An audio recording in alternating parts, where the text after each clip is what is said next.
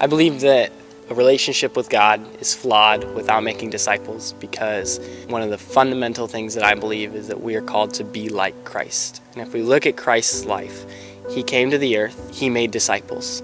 He obviously was the best at making disciples, but we are called to be like him.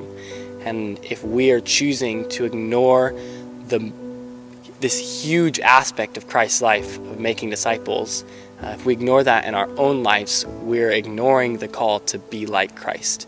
And that's where my relationship with God is flawed, if I'm choosing not to be like Christ in making disciples.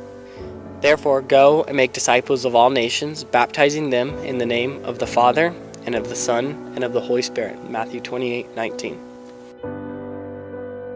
The first thing that came to mind with this verse is kind of reaching the lost and reaching the people that are not normally sought after. And the verse says, go and make disciples of all nations. And to me, that means, yes, geographically different places, but I think it also means those who wouldn't normally be sought after, the broken, the sick, the hurting. I want to, as a disciple maker, go and reach those people.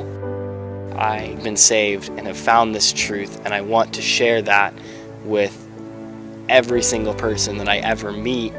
And I don't. It's so important and so valuable to me, being saved, and that the love that Christ has shown me, that I want to go and reach the lost like Christ reached the lost when he came.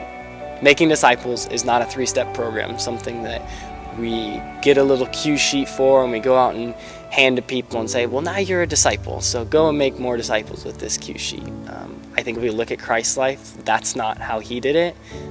Christ lived with people. He lived life with his disciples, and I firmly believe that is my call, is to live life with people, to show what a relationship with Christ is supposed to look like, to the best of my ability.